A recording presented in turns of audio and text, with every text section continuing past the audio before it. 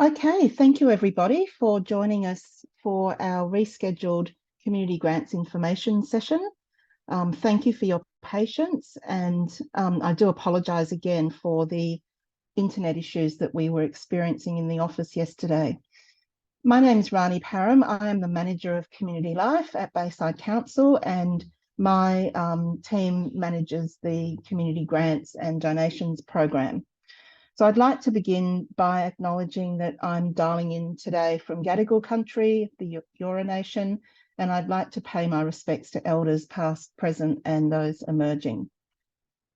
So today we're going to give a quick run through of our community grants. Questions and comments are welcome. You can just leave your questions in the chat, and we'll get to your questions at the end.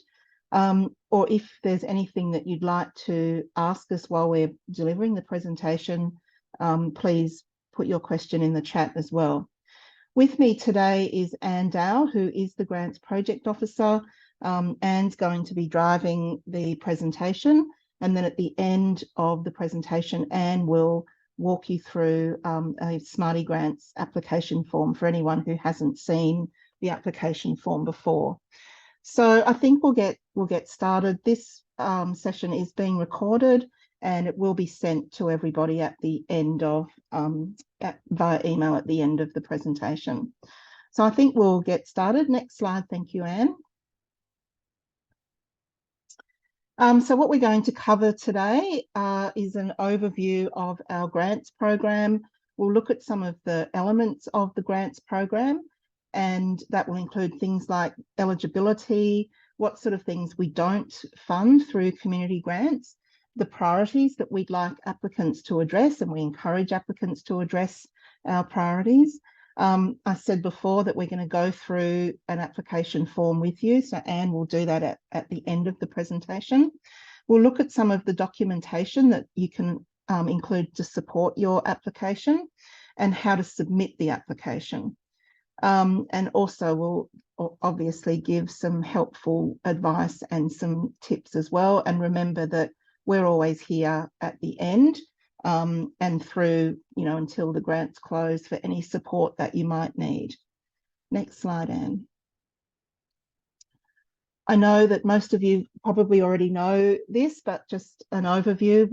Our council area is quite large. So we stretch all the way south down to Sandringham, which borders the Sutherland Shire border. We go all the way over in the east to Hillsdale. Up north, we bound Rosebery as well and touch the City of Sydney border. And then we're also over in Kingsgrove in the west of the local government area. That map is available in more detail on our website if you do need to drill down to see where the boundaries are, if you're just not sure about what boundaries we have in our LGA. So that's always available on our website there for you. Next slide, Anne. So our community grants are grants of up to $5,000, and what we're looking for are, eligible organisations to deliver programs which address local community needs. Applications are submitted online. They will close at 4 p.m. next Friday, the 22nd of March, and we don't accept late applications. So once applications have closed, they're closed. Next slide, Anne. The types of funding that we offer, we have small grants. These are typically used by clubs and community groups to replenish equipment or restock, things like resources and producing information resources like a newsletter, for example, or if they want to run a specific activity or event that's not a large scale event. And those grants, as you can see, are up to $2,000. Our seeding grants are up to $5,000. And what we're looking for from our seeding grants are innovation from community groups. So something that's not really been tried before in Bayside, or it could be delivering an existing program, but in a different way. So you might want to trial it with, a different cultural group or with, community members who are living with disability or different age groups. But I think what we're looking for with this is that it's something that's new and hasn't been done before. Next slide, Anne. So the things that we expect from our applicants and we ask that applicants address is that our funded activities are delivered for the benefit of Bayside residents. So we are expecting that, you know, if you're delivering an activity, that it's primarily going to involve a majority of participants who actually live in our LGA. And the reason for that is that our community grants are funded by our ratepayers. So we do like to see the residents and ratepayers who get the benefit from community funding. We're looking for activities that promote increased access and usage of the program. So when I spoke before about delivering something that might already be delivered, but doing it in a different way, we're really trying to reach a new audience or reach a new demographic within our community. We also look very favourably on activity that encourages resource sharing. So think about the community partners that you might have in delivering your activity. And that could be, you know, through, you know, partnering with that particular group or organisation, or it could be, you know, sharing of other resources like pooling funds or, you know, staff resources. We do like activities that promote health, wellbeing, lifelong learning, and I'll add to that social connection, particularly coming out of COVID, where we did have a lot of our particularly older people who became socially isolated through that period. So we're looking for activities that is going to increase people's health and wellbeing and contribute to them being able to reconnect back into the community. And also, if there is an identified need within our community that you know of, and you want to do something that's going to address that need, then that's also looked upon quite favourably as well. Next slide, Anne.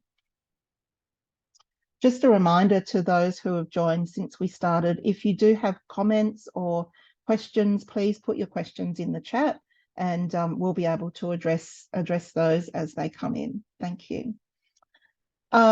So the other things that we want to see from our seeding grants, I've already talked about innovation. We do want to see programs or initiatives that are strengthening and increasing the community's capacity. So what we mean by that is that people have, you know, a greater say in the things that are impacting them. So you're either teaching someone a new skill or you're introducing community to, you know, perhaps a new service or a new resource that they can use to then, you know, take home and use themselves.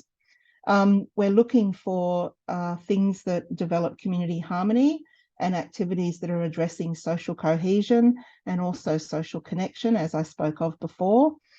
Anything that's going to activate our public spaces, so arts or creative based projects, they could be events or programs that are utilising our public space.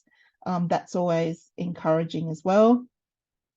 And I've already talked about the cooperative community partnerships. So that's around, you know, collaboration, resource sharing, making good use of the numerous assets that we have within our community. And lastly, we do like to see for seeding grants that it is going to encourage participation of a broad cross-section of the community. So we're not just targeting any particular, you know, group or demographic. A broad cross-section is really what we're looking for here. Next slide, Anne. So with eligibility, any nonprofit organisation or community group that is incorporated is eligible to apply for our funding. And if you're not sure whether your organisation is incorporated or not, you can search on the New South Wales Fair Trading website for incorporated organisations. They're all listed there because once you have incorporated association status, you are required to register with the Office of Fair Trading. If you don't have incorporated association status, you can still apply for our community grants. It just means that your funding will need to be auspiced by an incorporated organisation. So auspicing means that the incorporated organisation takes responsibility for the funds. They enter into a funding agreement with council, and they will be responsible for holding the funds and, you know, expending the funds as per the funding agreement. The organisation will also need to submit an acquittal as well. So ideally, we fund organisations and groups that are located in our council area. That's why that map is so important that I talked about before. However, it doesn't exclude applicants who are outside of our LGA boundary. It just means that if your organisation or your group is outside of Bayside, that whatever it is that you're delivering with the funding is going to be done within Bayside, so that our residents and our ratepayers can get the benefit of that activity. And if you've had a grant from us before, we do ask that before you apply that you do sort out the acquittal for that previous funding. And I'll just remind everyone that an acquittal for previous funds is due once the project has been completed. So if you've had funding previously from us, but you're actually still delivering whatever it was that you were funded for, then an acquittal's not due. An acquittal only becomes due once the funded project has finished. Thanks, Anne. So just quickly, I think these are pretty standard for most grant bodies. So we don't accept applications for for-profit entities, businesses, government or private sector organisations. We also don't fund political parties or groups that have an overt association with political parties. We also don't fund fundraising entities either, and unincorporated individuals or organisations that don't have an identified auspice arrangement. Also, we don't fund those either. And lastly, because it is council that make the final decision about our funding, we also prefer that applicants do not lobby councillors on behalf of their application, because that means that it's putting the councillor under a potential conflict of interest, and we prefer not to do that. So we just ask, please do not lobby councillors in favour of your application, because they'll just need to declare an interest in that anyway and remove themselves from the voting process. Next slide, Anne. So ineligible applications, and I will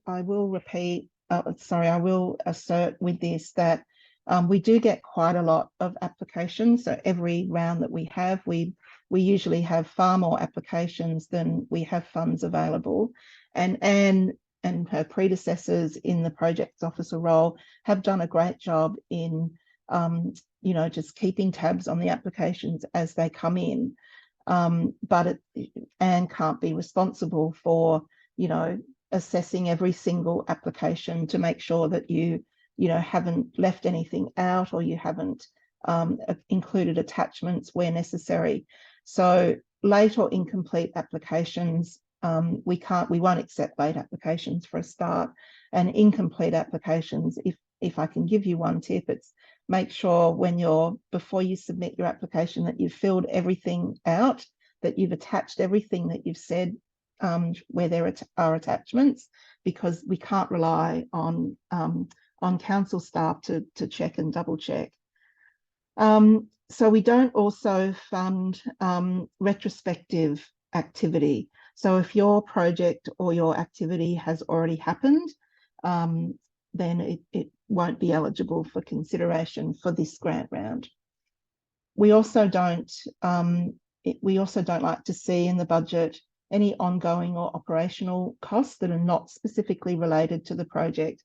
So by that, I mean, if your organisation, you know, has, you know, staff, unless the staff are being deployed to actually deliver the activity, or you've employed someone to deliver the activity, employment costs for other staff will not be eligible. Likewise, activities or services that are seen as the responsibility of a state or federal government. And we do get some applications from hospitals and schools, for instance. Hospitals, sometimes apply for medical equipment. Now, hospitals are run by the state government, so that's not the purview of local government. So we don't consider those applications. Fundraising drives and fundraising activities themselves are often not funded. So I'm not sure if anyone had an idea about fundraising. Prudence, you've got a question. If you can just unmute yourself.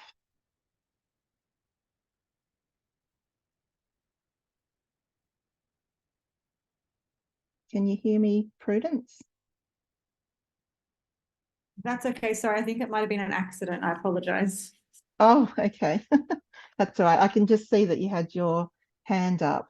And Rebecka, you've also got your hand up. And if you want to unmute yourself. Yes, hi. You also mentioned schools. Are schools, public schools in the area allowed to apply for the grants?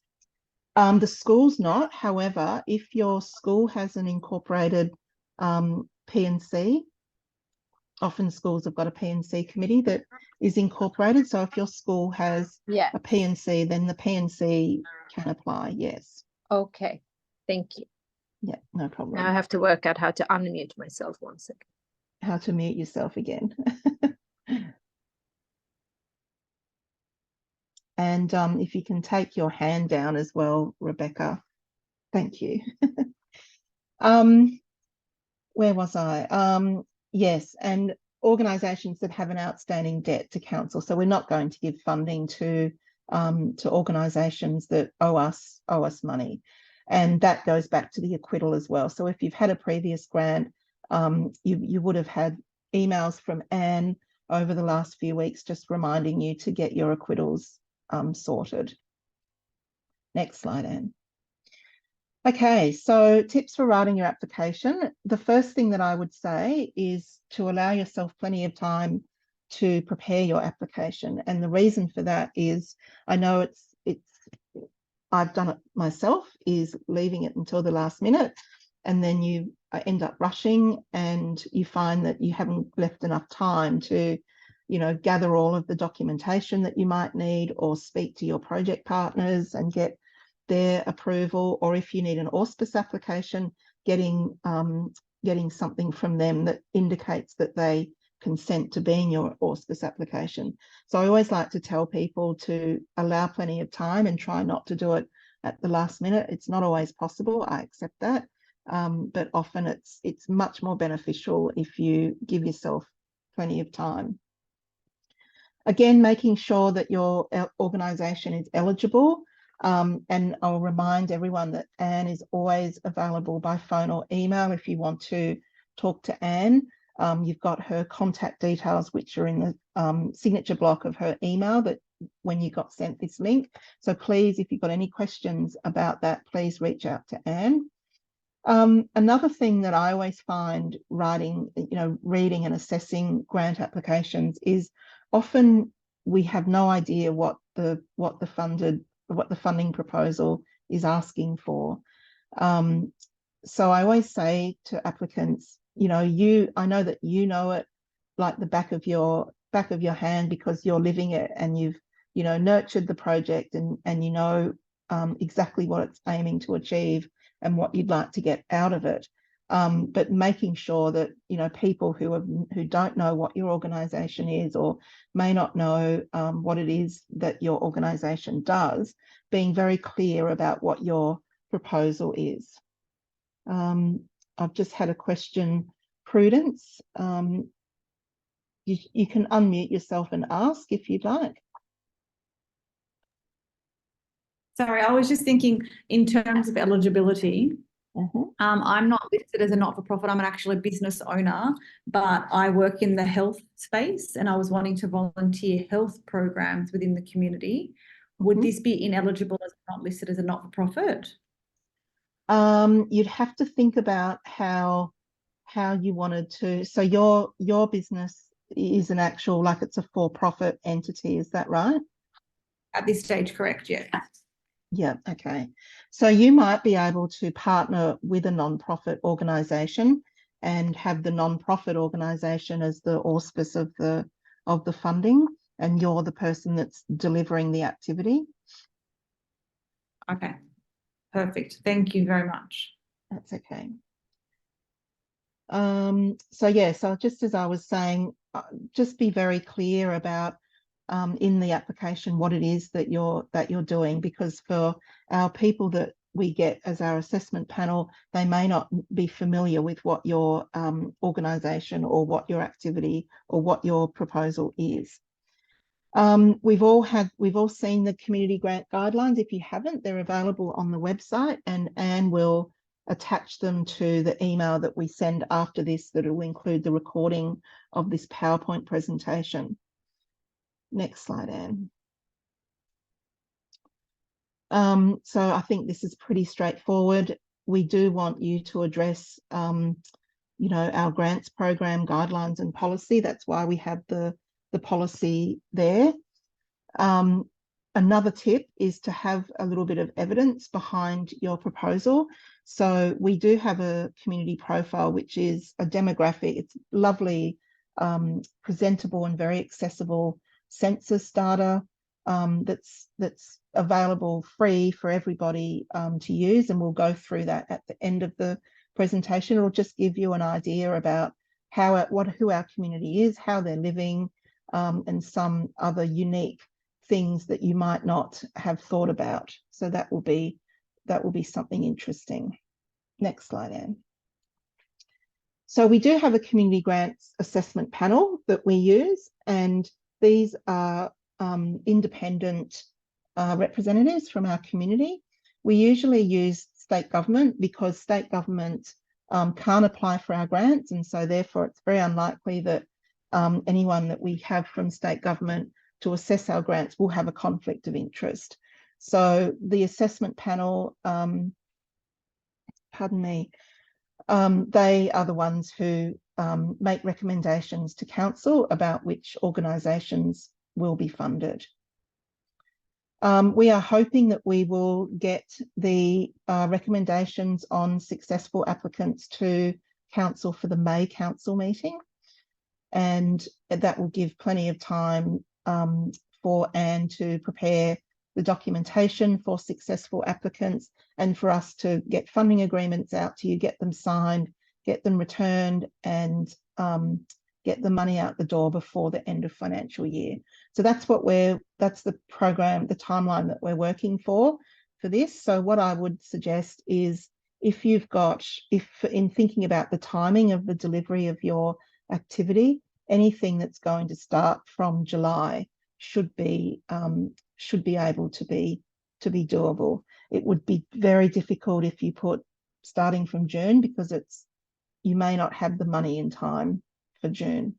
So say July for starting your activity, and you should be okay. Next slide, Anne.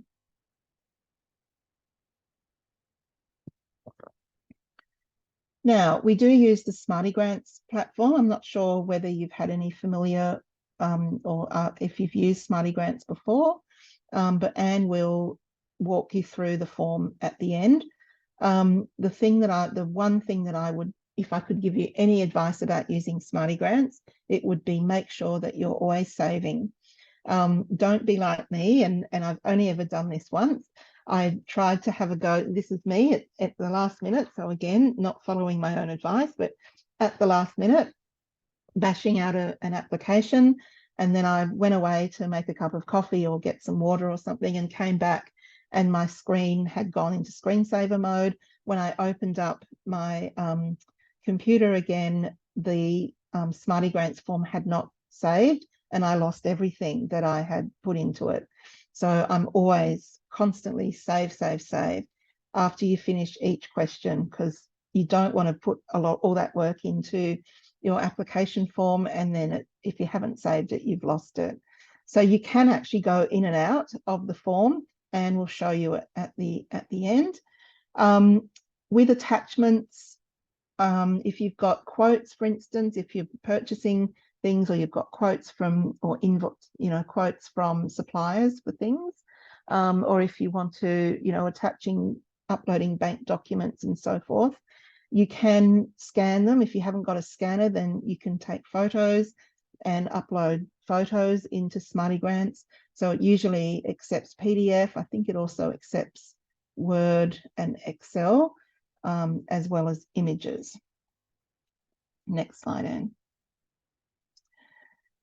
So this is the documentation that you'll be asked to include with your application. If you are an incorporated organisation, a copy of your current certificate of incorporation. You can get that from your treasurer or secretary, or if you're an operating organisation, your finance people should have a copy of that. If you are using an auspice for your project, then you will need to get from the organisation that you select a letter of their consent to auspice on your behalf, and that needs to be attached as well. Public liability insurance, if you're an incorporated organisation, then you probably will have public liability insurance. For those who are using an auspice, the public liability insurance of the auspice organisation will suffice here. It's always good to include quotes. It just supports, when you get to the budget part of the form, having quotes just supports your budget, so that the assessment panel knows that you're not just pulling figures out of the air, for instance. And if you are intending on doing anything on public land, then you will need council's consent. This is very unlikely because our grants do not fund construction works or building, but we just leave that in there. We have had some instances where, for instance, if you're running an event, for example, and you want to have it in a park, it's always nice to be able to show that you've booked the park, and it shows the panel that you're fully prepared if your event was to be funded, that you could actually deliver it.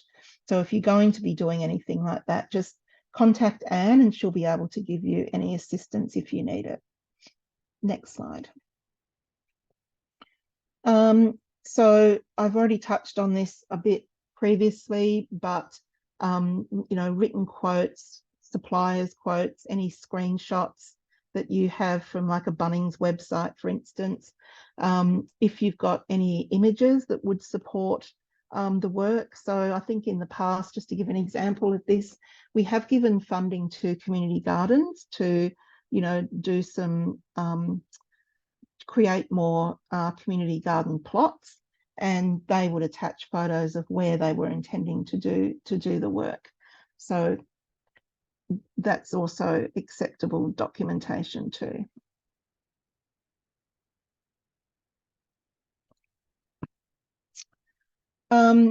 As I said, we get applications for funding that far exceed the amount of funding that we have. So it's always, to make your application competitive, will always give you that advantage over other applicants. So just to repeat, make sure that you've clearly described what it is that you want to use the funding for. If you've got aims and objectives or any outcomes that you hope to achieve. An accurate and realistic budget. So I know that it's tempting when we're writing grant applications to, think about the biggest, most beautiful, best thing that we can possibly do. And then we might get funding and we think, oh, now we have to deliver it. So be realistic about what you can achieve, and provide quotes as well to substantiate your budget items. And just a reminder about uploading all the requested documents. If you're saying in your application, referring to an attachment, make sure that the attachment is there, because that's all of the information that the assessment panel will use to determine the suitability or recommendations to council about funded projects. And again, 4 p.m. next Friday is the magic cutoff date. So come 4:01, you won't be able to submit your application. So make sure that it's uploaded and submitted in the Smarty Grant system by 4 p.m. next Friday. If you are successful, so as I said, we're going to take the recommendations to the May Council meeting. If your application is successful, you will be required to enter into a funding agreement with Council, and that has, quite a number of terms and conditions, and we do ask that successful applicants adhere to those conditions as well. There's nothing there that is different to what you would find in most funding contracts with a grant body.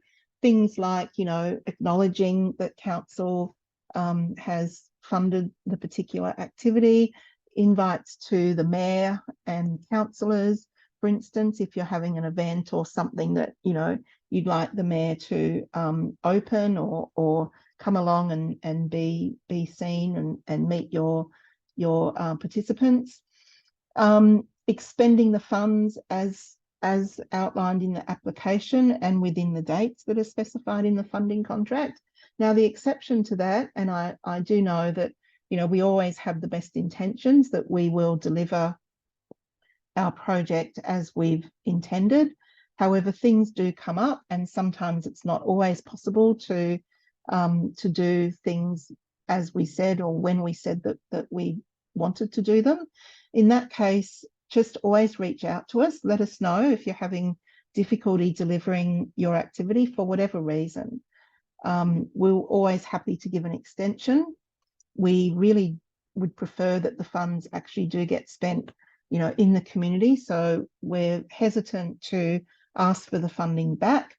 We're always willing to accommodate an extension where we can. So please just let us know if you are having difficulty delivering your project. We do need an acquittal at the end. So as I said before, an acquittal report is due once your funded activity has finished and it's been completed. And that too is done through the Smarty Grant system. So that's not too difficult either. It's all pretty straightforward.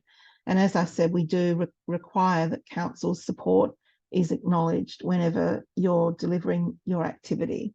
So any logos or anything like that you'd like to use if you're advertising or you're producing some sort of printed material, reach out to Anne because she can obtain the logo for you. Next slide, Anne. I can't repeat this enough. As you can see, it's repeated many times throughout this presentation. Our applications close at 4 p.m. next Friday. So that's the magic date, magic time. And as always, Anne is available whenever you might need. So, just feel free to call her if you've got any questions. Okay, so I'm going to hand over to Anne now, who's going to walk you through the Smarty Grants form. And then if for anyone who's interested, I'm happy to show you our community profile, which is the census data I referred to earlier. So I'm going to turn myself off and hand over to Anne. Thank you, Anne. Thanks, Ronnie. Hi, everyone. So I'm going to walk you through how to use our Smarty Grants system. So just bear with me while I share my screen. Okay.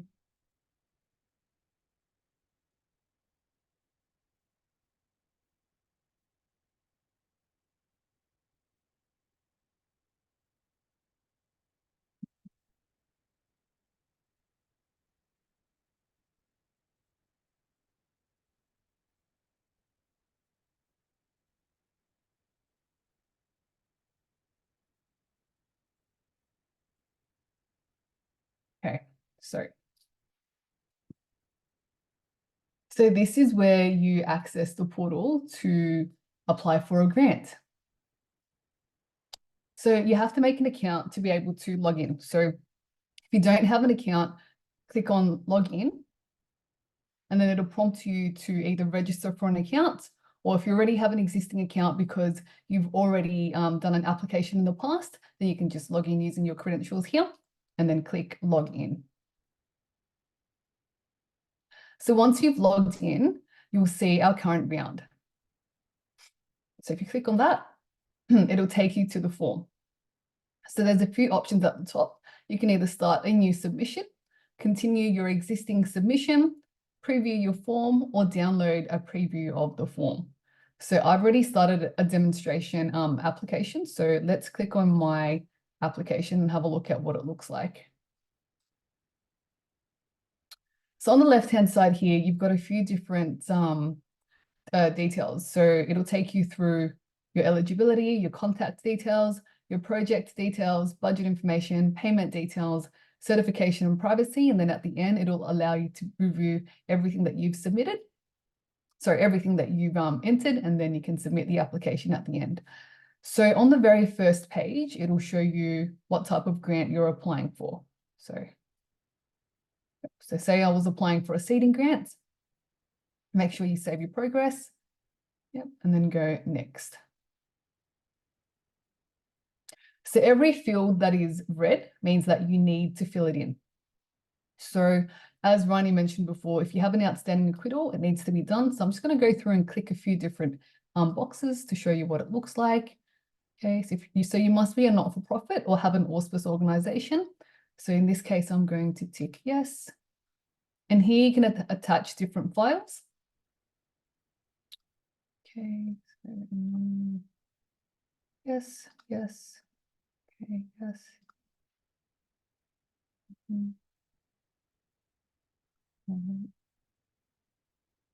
Save progress. Always make sure you save your progress as well. And then you can go on to the next page. So on this page here, it'll take you through the applicant organization details. So this is where you enter all of your company details, right, the address.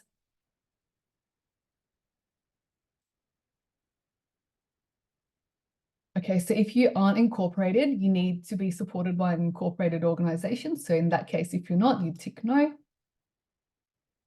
And then it'll prompt you to enter an IA number or an ACN number. Okay.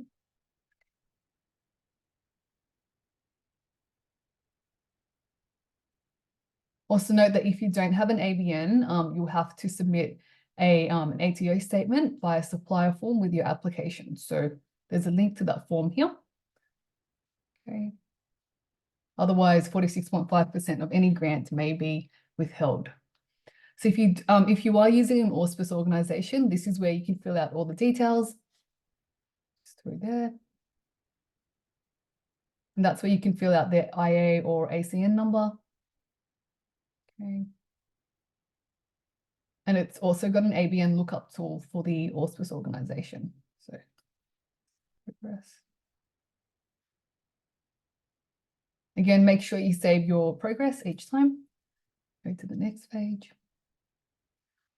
Okay, so this is where you enter the details about your project. So depending on what type of application you're applying for, whether it be seeding or small, you can enter all the details in here. Okay.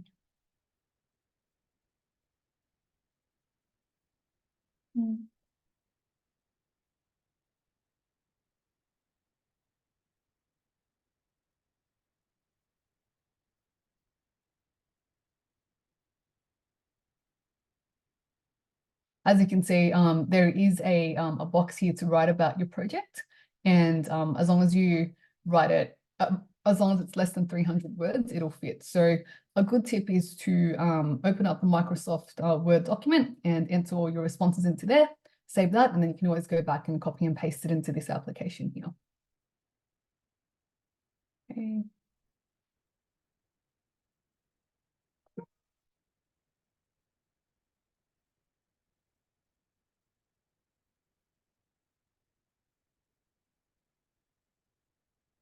Okay, so underneath here, it shows you what you should be writing in each box. As an example, for seeding grants, what are the expected outcomes of the project?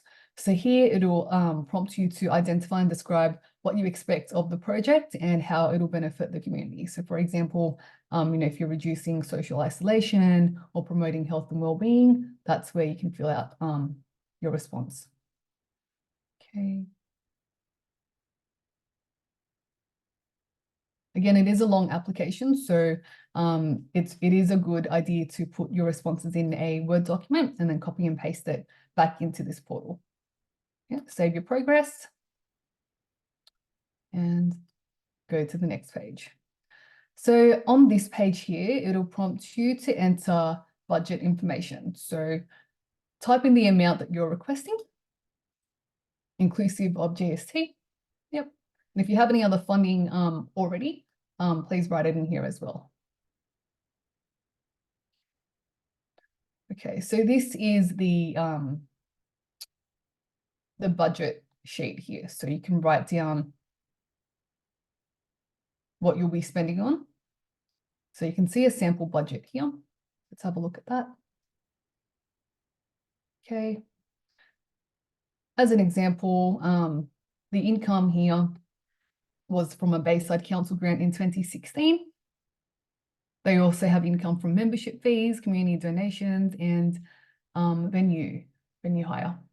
And they spent it on a PA system, a laptop. So be sure to make it detailed. Yep. And note that ongoing operating expenses or staff salaries will not be funded. Okay.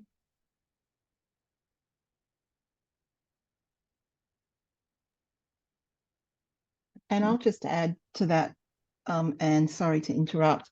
Yeah. If you are wanting to deliver an event with a community grant, and if you don't have public liability insurance, you can include in your budget the purchase of one-off public liability insurance just for that event. So that's something that some people just, they didn't know that there's one-off public liability insurance. So if you don't have it and you need it, then ensure that you put in the budget, and it's usually a couple of $100s for one-off public liability insurance for an event. Thanks. Sorry, Anne. Thanks, Ronnie. So let's go back to the budget page. Okay, you can also attach quotes for expenditure items here. Okay, so save progress. Yeah. Oh, also one more thing, if you need more rows, you can always click on add more, and it'll add another row for you here. Okay. All right, so how would you like to be paid? Now, this part is very important. So if you are being auspiced, please provide the bank details of the auspicing organization. So that's if you're using an auspice organization, then you need to enter their details there. Otherwise, enter your not-for-profit bank details there. Okay. And this is where you'd like the receipt to be sent. So pop that email into there. Save progress. Go to the next page.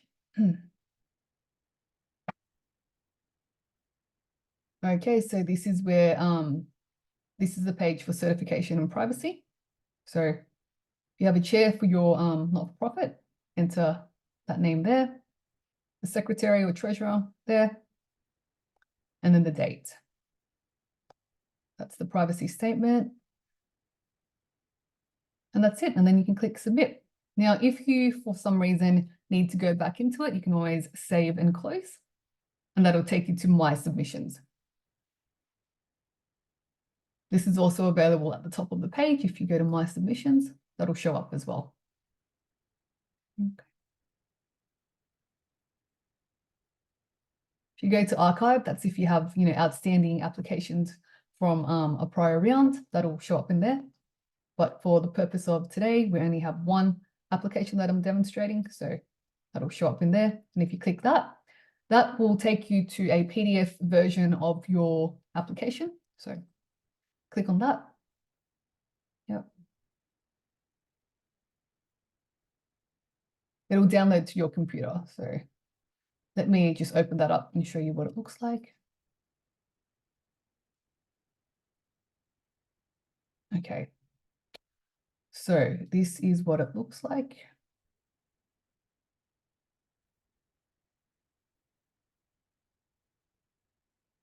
So this is everything that I've entered so far. So once you've completed the application with all the correct details and you've submitted it, you can always go back into that screen download it and save a copy for yourself as well, and print it out if you need to. Otherwise, it's already stored on Smarty Grants. Okay. So stop that. I'll go back and share my other screen so you can see exactly where to find that again. Okay, so I'll hit OK.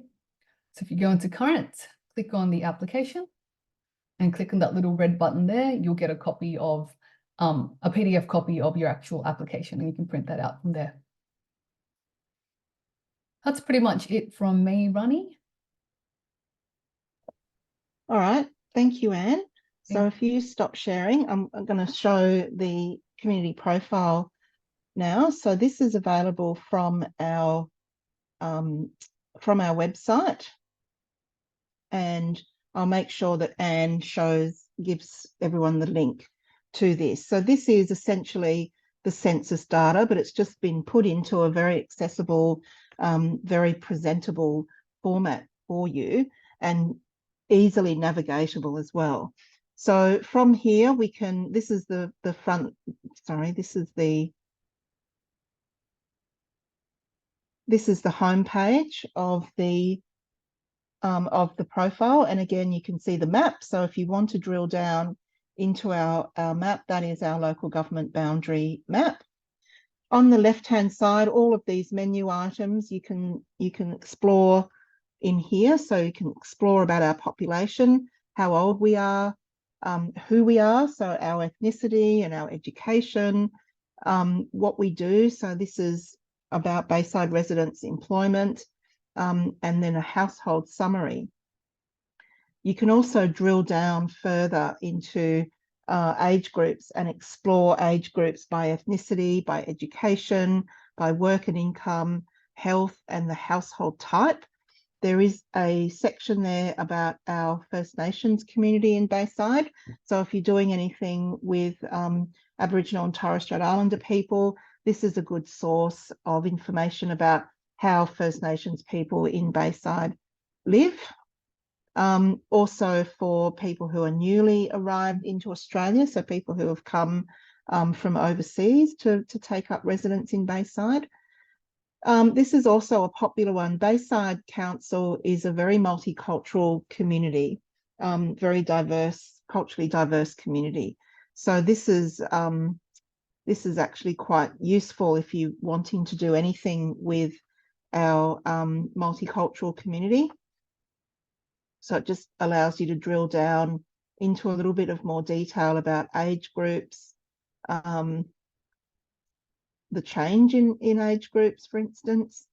There's also the birthplace, so where were our non-English speaking population born, and you can see China is probably the largest there. China, Nepal, Indonesia, Greece, Lebanon are our top 5. And then there's also the need for assistance. So if you're looking for, this is loosely people with a disability, I mean, with a caveat that, remember on census night, we were asked the question, did you need assistance to do anything within the home? So that could be someone who had broken their leg, for instance. So it's loosely people with a disability, not necessarily people with a disability, but it's useful information, you know, if you're wanting to do anything with you know, Bayside residents living with a disability. So that's the profile. Across the top here, you can see that these are the other types of profiles that we have, that we've subscribed to. The social atlas is probably the next best or next most useful information. And I always choose to look at analysis rather than maps. And here is where you drill down further. So for example, if you want to look at households, and you can look at lone person households. So if you're looking to do something to connect people back into the community, then this is going to be a very useful data set for you. So it tells you where those lone households are. So we can see there's a very high proportion of lone older person households in Daceyville. That's not surprising. 49% of the population in Daceyville are lone persons. And then scrolling down some other big numbers, Sandringham and Dolls Point as well. We've also got Ramsgate. Ramsgate is another high population for that too. So that's just a very quick overview of our population, of some tools that you can use to find out more about our population. So I'd encourage people to look at that as you can. That's pretty much all the information that we have for you. If you've got any questions, we're happy to stay online to assist. Otherwise, I think we'll call it for the day.